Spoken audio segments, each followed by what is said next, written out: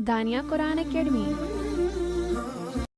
یہ قرآن وہ رستہ دکھاتا ہے جو سب سے سیدھا ہے، اور مومنوں کو جو نیک عمل کرتے ہیں بشارت دیتا ہے کہ ان کے لیے اجر عظیم ہے۔ نحمده ونصلي على رسوله الكريم اما بعد فاعوذ بالله من الشیطان الرجیم بسم اللہ الرحمن الرحیم۔ السلام علیکم ورحمۃ اللہ وبرکاتہ۔ امید ہے آپ سب خیریت سے ہوں گے، انشاءاللہ جہاں ہوں گے ایمان اور صحت کی نعمت سے مالا مال ہوں گے۔ ہاں جی، تو آغاز کرتے ہیں ہم اپنے آج کے سبق کا دعاؤں کے ساتھ۔ تو چلیے شروع کرتے ہیں۔ اللہم صلی علی سیدنا و مولانا محمد وعلی آل سیدنا وعلی آل سیدنا و مولانا محمد وبارک وسلم۔ رب اشرح لی صدری ویسر لی امری واحلل عقدۃ من لسانی یفقہوا قولی۔ رب زدنا علما رب زدنا علما رب زدنا علما۔ اعوذ باللہ من الشیطان الرجیم بسم اللہ الرحمن الرحیم۔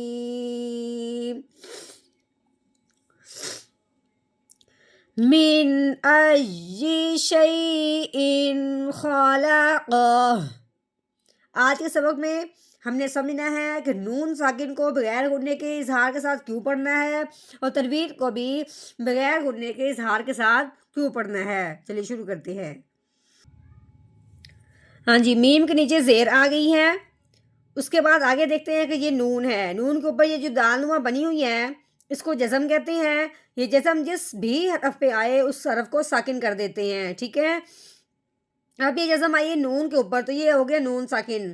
نون ساکن کی اور تنوین کی بات تھوڑی مختلف ہوتی ہے، ٹھیک ہے۔ یہ جزم جس حرف کے اوپر آئے، حرف تو وہ ساکن ہی ہوتا ہے، لیکن یہ جزم جب نون کے اوپر آتی ہے نا، اس کو پڑھنے کے لیے غور و فکر کی ضرورت ہوتی ہے، کیونکہ ہم نے جب قاعدہ پڑھا تھا اس میں ہم نے حروف ہلکی یاد کیے تھے۔ حمزہ ہا، عین ہا، غین خا، 6 ہم نے حروف ہلکی یاد کیے تھے۔ ہم نے کیا پڑھا تھا کہ نون ساکن کے بعد اگر حروف ہلکی میں سے کوئی حرف آ جاتا ہے، اگلا حرف، تو پھر نون ساکن پہ غنہ نہیں کرتے، بغیر غننے کے اظہار کے ساتھ پڑھتے ہیں۔ اب یہ نون ساکن ہے، اس کو پڑھنے سے پہلے ہم نے آگے دیکھنا ہے۔ آگے ہم نے جب دیکھا ہے تو آگے یہ دیکھنے میں تو الف نظر آ رہا ہے، اس کے اوپر کیا ہے؟ زبر۔ الف کے اوپر زبر زیر پیش آ جائے تو وہ الف الف نہیں رہتا، وہ الف حمزہ بن جاتا ہے۔ اب گویا کہ ہم نے یہ سمجھنا ہے کہ نون ساکن کے بعد کیا آ گیا؟ حمزہ آ گیا، اور حمزہ کن حرفوں میں سے ہے؟ حروف ہلکی میں سے۔ اب ہم نے کیا کرنا ہے؟ نون ساکن پہ کوئی غنہ نہیں کرنا، کوئی اخفا نہیں کرنا، بغیر غننے کے اظہار کے ساتھ پڑھنا ہے۔ تو کیسے پڑھنا ہے؟ میم نون زیر مین۔ یہ اظہار کیوں ہو رہا ہے؟ حروف ہلکی کی وجہ سے۔ اظہار کیوں ہو رہا ہے؟ حروف ہلکی کی وجہ سے۔ مین۔ ہاں جی، اب ہم نے جب حمزہ پڑھنا ہے، آگے جب ہم دیکھ رہے ہیں یا کے اوپر 3 دندوں والی شاد آ چکی ہے، یہ یا ہو گیا مشدد۔ اب ہم نے کیا کرنا ہے؟ اس حمزہ کو اس یا مشدد کے ساتھ ملانا ہے، کیونکہ شاد والا حرف اور جزم والا حرف ہمیشہ پچھلے والے کو اپنے ساتھ ملا دیتے ہیں۔ ایک اور بات، جو شاد والا حرف ہوتا ہے، مشدد حرف ہوتا ہے، وہ ہمیشہ دباؤ، جماؤ اور ٹھہراؤ کے ساتھ پڑھا جاتا ہے۔ کیسے پڑھیں گے؟ حمزہ یا زبر آئی، کیسے؟ آئی۔ یا کے نیچے زیر ہے، یا زیر یی، آئی یی، من آئی یی۔ ہاں جی، یہاں پہ ہے شین کے اوپر زبر، آگے یا کے اوپر جزم آنے کی وجہ سے یا ساکن ہو گیا، ٹھیک ہے، جب بھی یا ساکن ہو اس سے پہلے حرف پہ زبر آ جائے تو یا ساکن پہ لین کا قاعدہ جاری ہوتا ہے۔ اب لین کا مطلب کیا ہے کہ ہم نے اس لفظ کو نرمی سے پڑھنا ہے، کھینچتے ہوئے جھٹکا لگاتے ہوئے نہیں پڑھنا۔ پہلے ہم نے شین کو یا کے ساتھ ملانا ہے، کیسے؟ شین یا زبر شئی، کیسے؟